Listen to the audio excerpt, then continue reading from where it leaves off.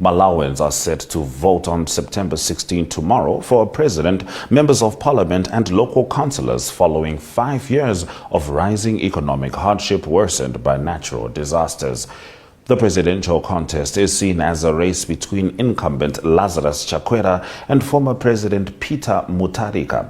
Voters will weigh several issues, including economic stagnation, as growth is forecasted at only 2% this year, marking the fourth consecutive year population growth has outpaced the economy.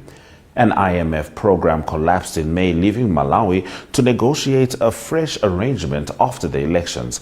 Inflation has remained above 20% for 3 years, making essentials unaffordable and sparking youth-led protests earlier this year. Over 70% of Malawians live below the World Bank poverty line of $3 per day. Corruption continues to dominate, with critics accusing Chakwera of selective enforcement despite anti-graft promises. Hunger persists following drought and Cyclone Freddy, leaving millions dependent on aid. With most citizens reliant on subsistence farming, fuel shortages further strain daily life, leading to long queues and public anger, despite Chakwera's assurances of sabotage. We'll be talking more about that in our economic news. Former Benin President Boni Yayi has firmly ruled out any comeback to power, stating that he will only serve as an elder focused on promoting peace, stability, and democracy in the country. Speaking in a video message, he emphasized the importance of dialogue. His declaration comes amid speculation that he might run again, despite constitutional limits barring anyone who has served 2 presidential terms from returning to office.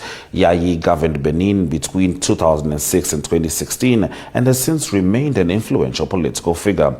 The ruling party has nominated current Finance Minister Romuald Waldagni as its candidate to succeed President Patrice Talon, whose term ends in 2026. Concerns had grown that Talon could attempt a constitutional amendment to pursue a 3rd term, but that possibility has now been set aside with Wadagni's selection. Benin is scheduled to hold its next presidential election in April 2026, and Yayi's role will remain advisory, ensuring dialogue and stability as the West African nation prepares for a significant transition in leadership. In our next story, South Sudan's first Vice President Riek Machar has been charged with murder, treason, and crimes against humanity for alleged involvement in March militia attacks, the Justice Minister announced. Soon after, President Salva Kiir suspended Machar by decree broadcast on state radio. Petroleum Minister Piotr Kang-Shol has also suspended and charged. The case relates to violence in Nasir, where the White Army militia attacked government forces, with prosecutors alleging Machar influenced its operations.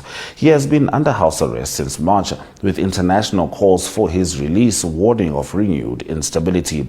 The charges highlight ongoing tensions between Kiir and Machar, whose rivalry fueled South Sudan's 2013 to 2018 civil war that killed an estimated 400,000 people. Although the pair formed a unity government under a peace deal, violence has persisted. Justice Minister Joseph Geng stressed the matter was now sub judice, but revealed 20 others were indicted, 13 still at large. Activists have urged a fair trial, insisting proceedings avoid becoming a political or kangaroo court spectacle amid heightened divisions.